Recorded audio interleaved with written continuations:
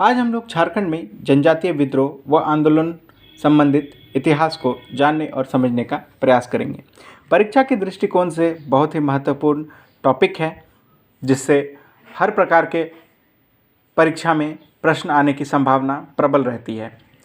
झारखंड में अगर जनजातीय विद्रोह और आंदोलनों की बात करें तो यहाँ पर 3 प्रकार के आंदोलनों को मुख्यतः देखा जाता है। पहला, अपने राजा के सम्मान की रक्षा हेतु जो है यहाँ के लोग, जनजातीय लोग प्लस सदानी लोग जो है वो कार्यरत रहे, प्रयासरत रहे। दूसरे प्रकार का विद्रोह अगर देखें तो अंग्रेजी शोषण के विरुद्ध, जब अंग्रेज शासन इस क्षेत्र में अपनी पैठ मजबूत कर रहा होता है, उस दौर में यहाँ पर जो है उनकी कानून व्यवस्था, उनकी न्यायिक व्यवस्था, उनकी शिक्षा प्रणाली आदि जो है इन आदिवासियों और ये सदान लोगों के जीवन में एक उथल पुथल मचा देती है, और जिसके वजह से जो है वो अंग्रेज़ों से सीधा संघर्ष जो है वो हम लोगों को देखने को मिलता है। और तीसरे प्रकार का जो आंदोलन हम लोग झारखंड में बात करें तो ये सुधारवादी आंदोलन के रूप में हम लोग देखते हैं। सुधारवादी इसलिए कि इन्होंने अपने आंदोलनों में, सभी आंदोलनों में अगर हम लोग देखें, इस सुधारवादी आंदोलन के पहले जितने भी आंदोलन हुए, इन सभी आंदोलनों में जो है अंग्रेज विजयी हुए या इनको आंदोलनों को दबा पाने में सफल रहते हैं। तो इन सारी चीज़ों से जो हमारे जनजातीय नेता रहे, उन लोगों ने एनालाइज करने का काम किया कि आखिर हम विफल क्यों हुए, आखिर जो है अंग्रेज़ों के अगेंस्ट हम हारे क्यों। तो इन सारी चीज़ों को देखते हुए वो लोग अपने आप में एक सुधारवादी आंदोलन की शुरुआत करते हैं। तो वो सुधारवादी आंदोलन का इतिहास के रूप में जाना जाता है। अब हम लोग पहले प्रकार की बात करें, यानी कि राजा के सम्मान की रक्षा हेतु जो प्रकार के आंदोलन हुए, जिसमें खास करके ढाल विद्रोह जो है वो आता है। इसके साथ साथ जो है चुआर विद्रोह या फिर चेरो विद्रोह, भोक्ता विद्रोह, घटवाल विद्रोह, इस तरह की जो है वो विद्रोह जो प्रारंभिक दौर के विद्रोह रहे वो आते हैं। जब हम लोग आंदोलनों की बात कर रहे हैं तो इसके कारणों को समझना बहुत महत्वपूर्ण हो जाता है। किसी भी आंदोलन का कोई एक जो है वो स्थायी कारण नहीं है, बल्कि कई कारण, कई फैक्टर जो है वो बारूद के ढेर की तरह जमा होते चले जाते हैं और अंततः एक चिंगारी, एक तात्कालिक कारण, एक इमीडिएट कॉज जो है वो हर आंदोलन में, हर बारूद में आग लगाने का काम करता है। अगर हम लोग ओवरऑल आंदोलनों की बात करें तो इसकी शुरुआत ढाल विद्रोह के रूप में 1767 यानी 1767 से शुरू होती है, और इसका अंतिम रूप जो सुधारवादी आंदोलन के रूप में देखा जाता है वो हरि बाबा आंदोलन यानी दुकाहो के आंदोलन के रूप में 1931-32 के दौर में जो है वो समाप्ति के रूप में देखा जाता है। इस प्रकार हम लोग देखेंगे कि 1767 से लेकर के 1931 तक एक लंबा जो है आंदोलनों का इतिहास रहा है, जो कि लगभग 160 वर्षों से भी अधिक का काल होता है। और जो है यह क्षेत्र जो है आंदोलन में शामिल रहा। अगर हम लोग आंदोलनों के कारणों की बात करें तो इसके 4 प्रमुख कारण हैं। पहला कारण जो है वो राजनीतिक कारण है। दूसरा अगर हम लोग बात करें आर्थिक कारण है। तीसरे प्रकार के कारणों पर चर्चा करें तो वो सामाजिक कारण है, और चौथे प्रकार का कारण जो है वो धार्मिक कारण है। राजनीतिक कारण में अगर हम लोग बात करें तो सबसे पहले अंग्रेज़ों के प्रवेश के साथ ही यहाँ पर जो राजनीतिक उथल पुथल है वो यहाँ पर जो है वो बहुत ज़्यादा देखने को मिलता है। राजनीतिक उथल पुथल से तात्पर्य ये है कि जो ये क्षेत्र है, यहाँ पे स्वतंत्र राजवंश जो है वो अपने शासन को चला रहे थे। जैसे छोटा नागपुर में नागवंश था, सिंहभूम के क्षेत्रों में सिंह वंश था, ढाल वंश था, कोल्हान के क्षेत्र में जो है वो राजवंश थे, मानभूम में भी जो है वो अलग राजवंश थे, रामगढ़ में अलग राजवंश थे। तो इस तरह से जो है वो कई छोटे छोटे राजवंश जो है वो अपना शासन चला रहे थे। इसके अलावा जो हमारा जनजातीय समाज है वो भी अपने आंतरिक व्यवस्था में सुदृढ़ होकर अपना जो समाज है उसको चला रहा था, जिसमें उनकी अपनी राजनीतिक व्यवस्थाएं थी, उनका अपना जो है वो प्रशासनिक व्यवस्थाएं थी, उनका अपना सामाजिक व्यवस्थाएं थी। और अंग्रेज़ों के प्रवेश के साथ ही ये सारी व्यवस्थाएं जो हैं वो धीरे धीरे ध्वस्त होती चली गईं। साजिश के तहत अंग्रेज़ों ने इन व्यवस्थाओं को जो है वो कमज़ोर करने का काम किया और इन्हीं सब कारणों से जो है वो आंदोलन जो है वो वृहद रूप में देखने को मिलता है। तो सबसे पहले हम लोग अगर चर्चा करें राजनीतिक कारण की, तो राजनीतिक कारण में अगर हम लोग बात करें तो सबसे पहले क्या हुआ कि जो ये स्वतंत्र प्रदेश थे, इन प्रदेशों पर अंग्रेज़ों का अधिकार जो है वो हो गया। यहाँ पर नए कानूनों का जो है वो लागू कर दिया गया, जैसे परमानेंट सेटलमेंट को लागू कर दिया, बंगाल रेगुलेशन एक्ट्स को लागू कर दिया गया। समय समय पर जो है वो आंदोलनों के बाद यहाँ पर प्रशासनिक फेरबदल किए गए, स्वाफा का गठन किया गया या फिर मानभूम जिले का गठन किया गया, रामगढ़ जिले का गठन किया गया। तो इस तरह के जो है वो यहाँ पर प्रशासनिक फेरबदल भी जो है वो देखने को मिलते हैं। तीसरा अगर हम लोग बात करें तो यहाँ पर राजा और जो ज़मींदार थे उनके बीच भी जो है वो असंतोष देखने को मिलता है, क्योंकि अंग्रेज़ों की जो कर प्रणाली थी, जो मैक्सिमम रेवेन्यू यूटिलाइजेशन का जो उनका फार्मूला था, ये काफ़ी शोषणकारी और दमनकारी था। इसके साथ साथ अगर हम लोग देखें और गौर करें तो जो हमारा जनजातीय समाज है ये अपने जल जंगल ज़मीन से जो है वो काफ़ी जुड़ा हुआ है और इन सब के बीच इनकी एक अपनी सामाजिक, राजनीतिक और आर्थिक व्यवस्था जो है वो विद्यमान है। आज भी वर्तमान में भी ये चल रही हैं।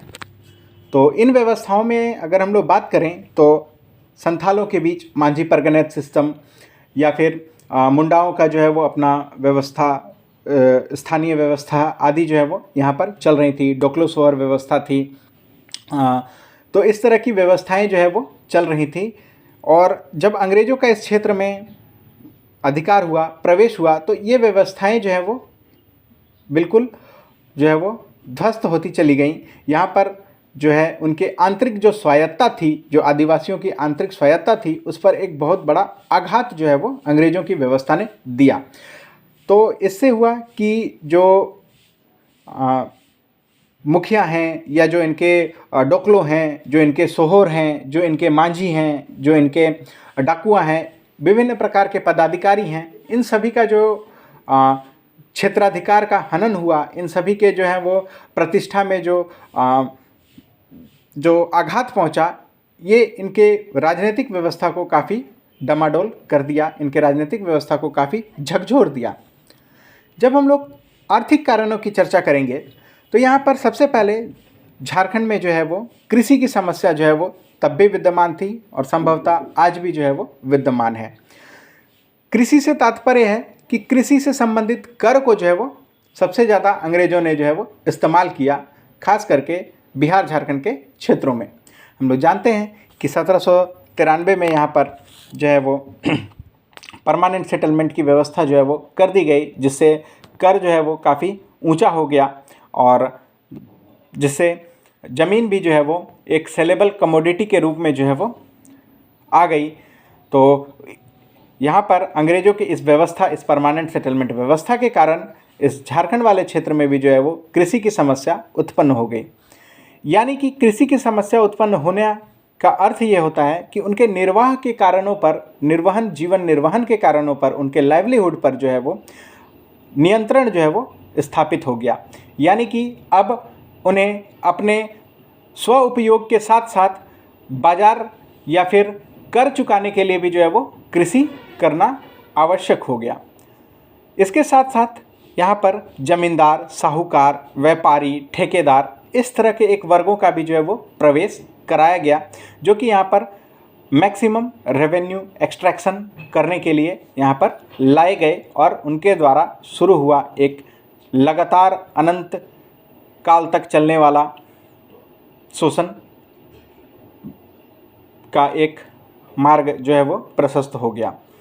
जब हम लोग सामाजिक कारणों की बात करें तो यहाँ पर जनजातीय प्रथा में हस्तक्षेप की समस्या जो है वो उभर कर सामने आई। जो यहाँ पर जमींदार, साहूकार, व्यापारी वर्ग आदि जो यहाँ पर प्रवेश हुआ, जिनको आमूमन जो है वो यहाँ पर शोषणकारी के रूप में देखा गया, अंग्रेज़ों के द्वारा जो है आदिवासियों के द्वारा उन्हें एक जो है वो नाम, दीकू के नाम से जो है वो पुकारा गया। जो दीक करते हैं, जो परेशान करते हैं, उस नाम से, उस नोमेनक्लेचर से जो है इनको पुकारा गया। ये सभी लोग जो है यहाँ पर जो जनजातीय प्रथा है उसमें हस्तक्षेप और करने का भी जो है वो काम करते हैं। यानी कि जो आदिवासी समाज था और जो बाहर से बसे हुए यहाँ पर आए हुए जो लोग थे, जिनमें साहूकार, ज़मींदार, महाजन, बड़े बड़े बंगाल से आए हुए ज़मींदार आदि लोग जो थे, उन लोगों के बीच और आदिवासियों की संस्कृति के बीच जो है एक टकराव जो है वो देखने को मिलता है, जिस वजह से जो आदिवासी हैं उनमें एक हीनता की भावना जो है वो उत्पन्न होने लगी। इसके साथ साथ इनके लिए चूहाड़, नीच और दुर्भिक्ष, इस तरह के चीज़ों का जो है वो, इस तरह के शब्दों का भी जो है वो इस्तेमाल किया जाना उनके काफ़ी सामाजिक प्रतिष्ठा पर जो है वो काफ़ी बड़ा आघात के रूप में देखा गया, जिसके विरोध में जो है वो कहीं ना कहीं आंदोलनों में ये टीस भी जो है वो निकल कर सामने आती है। उसके बाद चौथा और काफ़ी बड़ा और महत्वपूर्ण कारण रहा धार्मिक कारण। इस क्षेत्र में जो ईसाई मिशनरी हैं और धर्म प्रचारक हैं, उन्होंने जो है वो काफ़ी काम किया। कई मायनों में उन्होंने जो है वो हॉस्पिटल्स, स्कूल्स आदि खोलने का भी काम किया, लेकिन जो उनकी मंशा रही वो सबसे ज़्यादा धर्मांतरण के प्रति जो है वो झुके रहे। इस वजह से जो धर्म प्रचारकों की गतिविधियां रहीं वो उनके लिए फेवरेबल नहीं रहीं, जिसमें खास करके हम लोग बिरसा के आंदोलनों में देखेंगे कि जो शुरुआती दौर में बिरसा जब स्कूल में थे तो उस दौर में भी जो है वो इस बात का विरोध करने लगे, और जो ईसाई मिशनरीज़ हैं उनके क्रियाकलापों को संदिग्ध रूप में जो है वो देखा जाने लगा। तो इस प्रकार आंदोलनों में अगर हम लोग बात करें तो इसके कुछ प्रमुख कारण रहे, जिसमें हमने राजनीतिक कारणों की चर्चा की, आर्थिक कारणों की चर्चा की, सामाजिक कारणों की चर्चा की और धार्मिक कारणों की चर्चा की। तो ये सभी एक कॉमन कलेक्टिव फैक्टर के रूप में जो है वो देखे जाने चाहिए, और इसके अलावा जो प्रत्येक आंदोलन है इस सब का अपना एक स्थानीय, एक एक्सक्लूसिव कारण रहा, जो कि समझ लीजिए कि उस बारूद के ढेर में चिंगारी का काम जो है वो किया, यानी कि जिसे हम लोग टेक्निकल शब्दों में कहें तो इमीडिएट कॉज के रूप में भी जो है वो चीज़ें रहीं। लेकिन ओवरऑल अगर हम लोग बात करें तो इसी प्रकार के जो है वो राजनीतिक, आर्थिक, सामाजिक और धार्मिक कारण जो है हम लोगों को प्रत्येक आंदोलनों में देखने को मिलते हैं। अब हम लोग झारखंड में जो जनजातीय विद्रोह है उसमें प्रथम विद्रोह के रूप में 1767 का ढाल विद्रोह को देखेंगे। ढाल विद्रोह जो है वो काफ़ी महत्वपूर्ण विद्रोह रहा, पहला ही विद्रोह रहा जो कि अंग्रेज़ों के विरुद्ध यहाँ पर देखा गया। 1767 यानी 1767 से लेकर 1777 तक ये आंदोलन, ये विद्रोह जो है वो चलता रहा। तो ये बिल्कुल प्रथम प्रकार का विद्रोह जिसकी हम लोग चर्चा कर रहे थे, राजा के सम्मान की रक्षा हेतु जो एक विद्रोह है, ये इसी प्रकार में कैटेगराइज किया जा सकता है। ढाल विद्रोह जो जगन्नाथ ढाल के नेतृत्व में जो है वो लड़ा गया, और इसके साथ साथ जो है वो अगर अंग्रेज़ों की ओर से देखा जाए तो इस विद्रोह के दमनकर्ता लेफ्टिनेंट रूक, कैप्टन मॉर्गन और फर्ग्यूसन के रूप में जाने जाते हैं। तो 10 वर्षों तक एक बड़ा विद्रोह जो है वो सिंहभूम के क्षेत्र में जो है वो चलता है। तो होता क्या है कि जब झारखंड में प्रथम प्रवेश की बात करें, अंग्रेज़ों के प्रथम प्रवेश की बात करें, तो हमारा इस सिंहभूम वाले क्षेत्र से जो है वो झारखंड का प्रथम प्रवेश देखने को मिलता है। इस दौर में अगर हम लोग इस पूरे क्षेत्र की बात करें, इस पूरे क्षेत्र में 3 राजवंश मुख्य रूप से जो है वो शासन कर रहे होते हैं। पहला होता है ढाल राजा। ये ढाल राजा कौन थे? जो ढालभूम के क्षेत्रों में जो है वो राज कर रहे होते हैं। दूसरा होते हैं सिंह राजा, जो पोरहट के क्षेत्रों में राज कर रहे होते हैं या अपना शासन चला रहे होते हैं। और तीसरा जो है वो हो लोगों का शासन रहता है। तो हो लोग जो है वो कोल्हान के क्षेत्र में जो है वो अपना शासन चला रहे होते हैं। तो ये सिंहभूम के क्षेत्र में जब अंग्रेज़ों का प्रवेश 1767 में हुआ तो 3 प्रकार के राजवंश जो है यहाँ पर शासन कर रहे होते हैं, जिसमें कि ढालभूम क्षेत्र में ढाल राजा, सिंहभूम क्षेत्र में सिंह राजा और हो वाले क्षेत्र में या कोल्हान वाले क्षेत्र में हो राजवंश जो है वो अपना शासन चला रहा होता है। तो जो अंग्रेजी हुकूमत होती है, असल में इसके जब हम लोग कारणों की चर्चा करें कि आखिर उन्होंने सिंहभूम के क्षेत्र को ही क्यों चुना प्रथम आक्रमण के लिए या इधर से ही क्यों आए, तो इसकी कहानी थोड़ी सी और पीछे जो है वो आती है। और पीछे आती है कि उड़ीसा का जो संबलपुर क्षेत्र है उस क्षेत्र में होता यूँ है कि नमक जो है वो बनाया जाता है, और उस दौर में नमक का व्यापार जो है वो अंग्रेज़ों के मोनोपोली में था, यानी अंग्रेज़ों का एकाधिकार था। और इस दौरान मराठा राजवंश भी जो है वो एक प्रमुख शक्ति के रूप में जो है वो उभर कर आ रहा था, और इसी दौर में उड़ीसा में जो है वो गजपति वंश का शासन हुआ करता था। तो इसको अच्छे से समझिए, भारत के नक्शे पर समझने का प्रयास करिए कि अंग्रेज जो बंगाल में अब अपना आधिपत्य स्थापित कर चुके हैं, वहाँ की दीवानी प्राप्त कर चुके हैं, उनके लिए टारगेट होता है कि मैक्सिमम रेवेन्यू एक्सट्रैक्शन जो है इस क्षेत्र से किया जाए। दूसरा, मराठा जो एक उभरती हुई शक्ति है, जो भारत के सिंहासन को मुगलों से और अंग्रेज़ों से आज़ाद कर जो है वो एक हिंदू राष्ट्र की जो है वो स्थापना करना चाहते हैं, एक स्वराज्य की स्थापना जो है वो करना चाहते हैं। और तीसरी ओर एक छोटा राजवंश जो उड़ीसा में शासन कर रहा होता है। तो होता यह है कि मराठा जो है वो इस उड़ीसा के राजवंश पर आक्रमण कर जो है वो अपना आधिपत्य जो है यहाँ पर जमा लेते हैं, और संबलपुर में जो उड़ीसा में पड़ता है, झारखंड से काफ़ी निकट है, वहाँ पर नमक का बनाने का जो है वो काम चल रहा होता है। इसी दौर में मध्य भारत से जो है व्यापारी वो नमक का व्यापार करना चाहते हैं, और उनको जो है वो ये अंग्रेज़ों से व्यापार करना पड़ रहा है, क्योंकि जो ये मोनोपोली है वो अंग्रेज़ों के हाथ में है।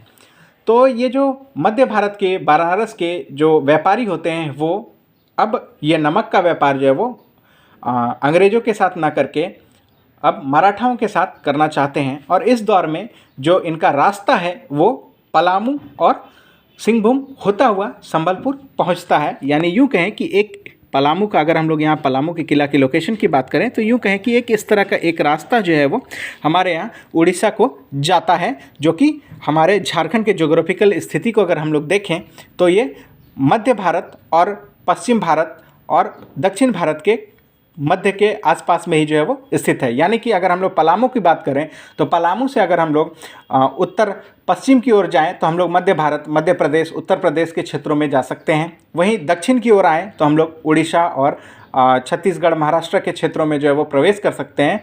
और पूर्व की बात करें तो वो बंगाल और बांग्लादेश तक का क्षेत्र जो है वो आ जाता है, क्योंकि उस दौर में बांग्लादेश भी जो है वो भारत का ही हिस्सा हुआ करता था।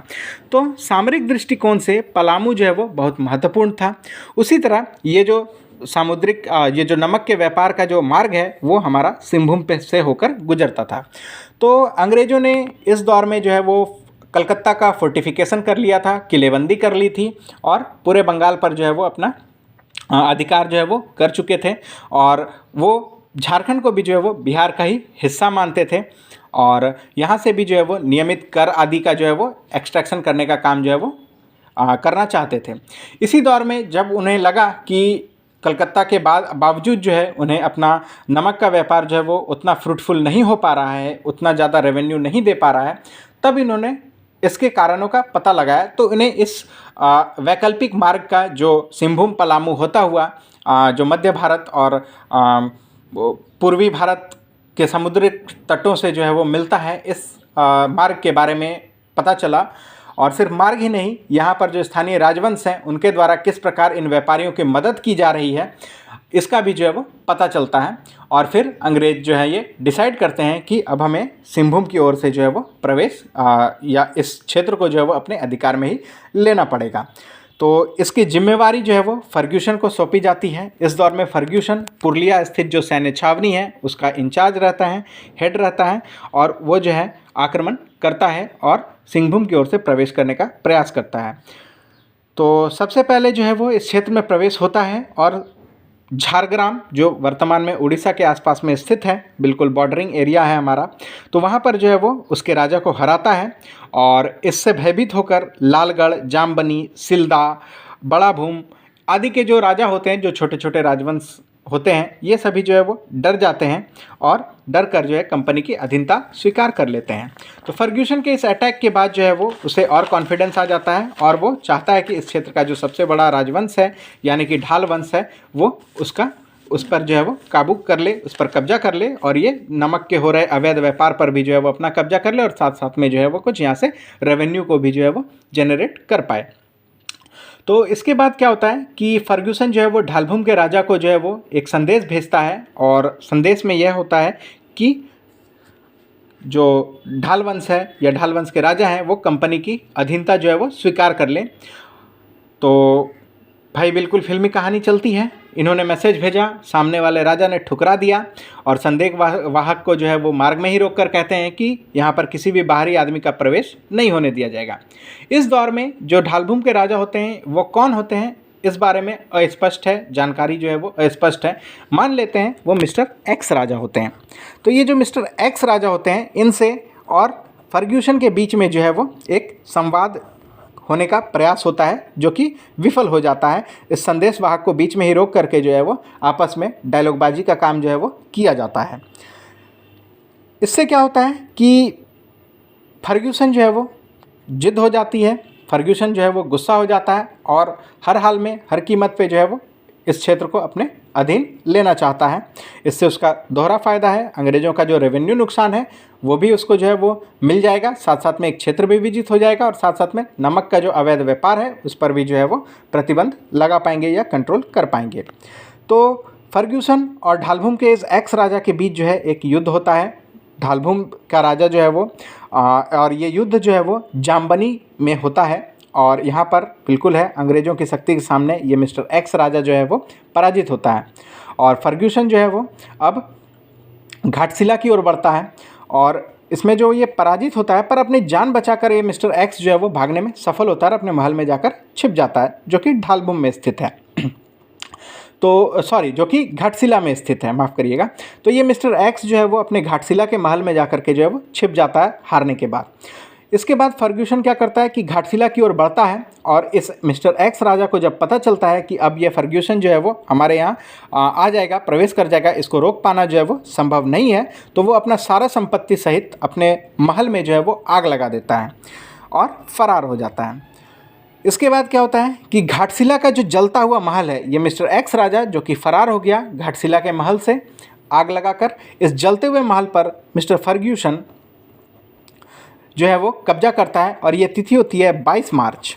22 मार्च, जी हाँ, 22 मार्च की जो तिथि होती है या यूँ कहें तो बिल्कुल आज की ही तिथि, संजोग है ये 22 मार्च 1767 1767 और आज की तिथि 22 मार्च 2022 की है। तो इसी 22 मार्च यानी आज के ही दिन इस घाटशिला के जलते हुए महल पर मिस्टर फर्ग्यूसन जो है वो कब्जा कर लेता है।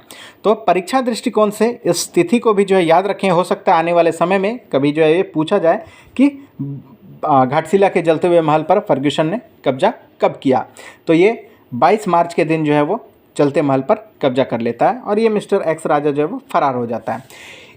इसी बीच जो ढालभूम का राजा होता है, इसका एक भतीजा होता है जिसका नाम होता है जगन्नाथ ढाल, जिसको हम लोग ढाल विद्रोह के नेता के रूप में भी जानते हैं। तो ये जो भतीजा है जिसका नाम जगन्नाथ ढाल है, इसको जो है इससे अंग्रेज जो है, इससे जो फर्ग्यूसन है वो अपनी जो है वो बातचीत आगे बढ़ाता है और इसको जो है वो ढालभूम का राजा जो है वो घोषित कर देता है और इसके साथ जो है एक एग्रीमेंट पे जो है वो आता है, एक जो है वो कर देने पर जो है वो उसको बाध्य करता है और कर देने के ही शर्त पर जो है वो यहाँ का राजा उसे घोषित कर देता है। तो फर्ग्यूसन और जगन्नाथ ढाल के बीच जो है वो 5500 रुपये सालाना कर देने की जो है वो सहमति बनती है, 5500 रुपये। हालांकि ये कर कई बार जो है वो रिवीजन होता है जिसको हम लोग आगे देखेंगे। तो ये जो होता है इस प्रकार जगन्नाथ ढाल को यहाँ पर राजा बनाकर फर्ग्यूसन जो है वो अपनी सेना लेकर वापस लौट जाता है और इस क्षेत्र को विजित क्षेत्र के रूप में मान लेता है। लेकिन ये जो जगन्नाथ ढाल है जो अब राजा बन चुका है वो बड़ा टेढ़ा आदमी है भाई।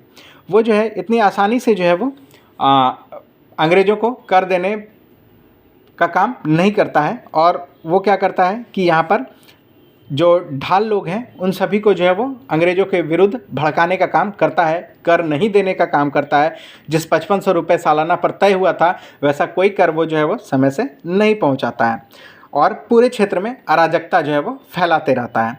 इस दौरान अंग्रेज़ों ने देखा कि ये जो है हमारे साथ एग्रीमेंट भी कर रहा है और यहाँ पर अराजकता भी फैला रहा है। इस वजह से अंग्रेज़ों को यहाँ पर कई बार सैन्य अभियान करने पड़े जिसमें लेफ्टिनेंट रुक जो है वो शामिल रहते हैं और लेफ्टिनेंट रुक जो है वो जो जगन्नाथ ढाल हैं और उनकी जो प्रजा है जो विद्रोह पे उतारू हैं उसको जो है वो कंट्रोल करने के लिए लेफ्टिनेंट रुक को इस बार भेजा जाता है। और ये लेफ्टिनेंट रुक को आदेश भी दिया जाता है कि उस जगन्नाथ ढाल को पकड़ के लाओ। पहले ये ने एग्रीमेंट कर लिया इन साहब ने और फिर जो है ये फॉलो नहीं कर रहे हैं, तो इसे पकड़ कर लाया जाए। लेकिन लेफ्टिनेंट रुक जो है विद्रोह को तो कुचल देता है, यानी इस अराजकता को तो शांत करने में सफल रहता है, लेकिन जगन्नाथ ढाल को पकड़ नहीं पाता। तब ये जो लेफ्टिनेंट रुक है वो एक गेम खेल देता है। गेम क्या खेलता है कि जगन्नाथ ढाल यहाँ से ऑलरेडी भाग चुके हैं और वो जो है उनके भाई नीमू ढाल को जो है वो बंदी बनाकर ले जाता है। तो होता क्या है कि नीमू ढाल अब जो है वो बंदी बन चुका है, लेकिन जगन्नाथ ढाल अपनी गतिविधियों को जो है वो कंटिन्यू रखते हैं। यानी कि नीमू ढाल के अरेस्ट के बाद भी इस ढालबुम वाले क्षेत्र में जो है वो गड़बड़ी जो है वो सुधरती नहीं है। अधिकांश क्षेत्र पर अपना कब्जा जो है वो जगन्नाथ ढाल कर चुके होते हैं और कंपनी को जो है वो किसी प्रकार का कर नहीं दे रहे होते हैं या कंपनी के नाक में दम किए हुए रहते हैं। तो क्या होता है कि अंग्रेज़ों ने फिर एक जो है वो चाल चली, फिर एक जो है वो पासा फेंका। पासा क्या फेंका कि इस बार जो नीमू ढाल जिनको उन्होंने अरेस्ट किया था उसको ही जो है वो राजा बना देते हैं और जो है वो उससे भी एक कर सेटलमेंट की बात कर लेते हैं। लेकिन ये नीमू ढाल भी जो है वो कुछ खास कर नहीं पाता, राजा तो बन जाता है, लेकिन जगन्नाथ ढाल जो वर्तमान में कुर्सी पर नहीं है पर अपने प्रजा के बीच में है, वो प्रजा को उकसाने का काम करते रहते हैं और अराजकता जो है वो फैलाते रहते हैं। इससे तंग आकर से आजी जाकर कंपनी जो है वो अंततः 1777 में जगन्नाथ ढाल को ही जो है वो ढालबुम का राजा मान लेती है और 1780 में 4267 4267 रुपीज़ 4267 रुपये पर जो है वो ढालबुम का लगान जो है वो तय कर दिया जाता है और जगन्नाथ ढाल जो है वो इस विद्रोह को जो है वो शांत कर देते हैं और अंग्रेज़ों की अधीनता जो है वो स्वीकार कर लेते हैं। इस प्रकार जो हमारा ढाल विद्रोह रहा इसकी जो है वो इतिहास के रूप में देखा जाता है। तो यही जो 10 वर्षों का समय रहा 1767 से लेकर के 1777 तक, जब अंततः जो अंग्रेज़ हैं यहाँ पर अपना दमन चक्र चलाने में सफल हो जाते हैं और अंततः जगन्नाथ ढाल से जो है वो कर वसूलने में भी, सालाना कर वसूलने में सफल हो जाते हैं। इस पूरे दौर के, इस पूरे कहानी में जो जगन्नाथ ढाल के प्रति ढाल प्रजा ने, जो ढाल भूमि के जो प्रजा रही, जो साथ दिया, इसी को ही हम लोग ढाल विद्रोह के रूप में देखते हैं। तो दोस्तों यही ढाल विद्रोह की कहानी रही। इसकी कहानी, आगे की कहानी, ढाल विद्रोह के बाद जो हम लोग पोरहट की कहानी या फिर आगे जो है हम लोग पोरहट के अलावा अगर हम लोग चुआड़ विद्रोह की बात करें उसकी कहानी, पलामू की कहानी, चेरो विद्रोह की कहानी आगे को जो है हम लोग अन्य क्लासेस में देखेंगे। तो आज के लिए इतना ही दोस्तों, मिलते हैं फिर अगले दिन।